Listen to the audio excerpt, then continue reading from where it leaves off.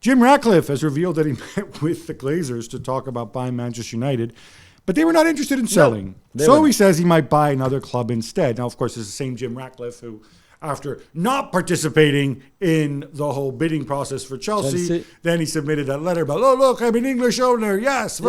Choose me, please. Please pick me after I haven't gone through any of the due diligence. I don't know. I mean, he's getting older, maybe. Maybe he's got too much money. He's not sure what to do with it. I mean, he's got Nice. Not sure how. But doesn't even worry about that club. Yeah, how satisfied he is by that club, seeing the start of the season. And another club, if you're Jim Ratcliffe, you're not going to go and, I mean, no offense, but you're not going to go and buy Brentford. I don't think this is what he wants. He wants a big club. So Chelsea's gone. United is a no. Arsenal is a no. Liverpool, I think we can say, is a no. City is definitely a no. So Spurs is an option maybe. One day when our friend Joe Lewis said that on his island, he decided to sell the club. I don't know. But I don't really know where he can go. Of course, you can try to buy, I don't know, West Ham. Everton maybe. Is that what he wants? I genuinely don't know what is going on in. But if you try to buy Chelsea, it's typically the kind of club that you want. I don't think you would settle then for a club that is not as big or I just hope that whatever club he buys, he doesn't come up with some nonsense story about having been a fan, right? Because remember, he was a Manchester United fan because I guess he's from up north, if I'm not mistaken. I think he is, then when the Chelsea thing, he says he's a Chelsea fan too because he lived in I'm sure he owns a nice house in London. I don't know if he buys Wolves, is he going to go and buy a place in Wolverhampton and be like, my great grandfather was a come on, man. Cristiano Ronaldo will not accept the FA charge for slapping the phone out of a kid's hand last season away at Everton, if you remember, on the way back to the dressing room in an effort to avoid a suspension. Gab, when will this end? How come we still talking about this now? I know, this is absolutely demented. I hope they have an investigation into the FA. The FA investigates itself about why this is taking so long. Cristiano Ronaldo has apologized. If you recall, there was a kid who turned out to be autistic who I tried to take a picture of him, had his phone in his hands. Ronaldo was caught on video just knocking the phone away. He just lost that game. Knocking it to the ground. Ronaldo apologized. He invited the kid and his family. Does he need an FA ban on top of that, some sort of FA censure?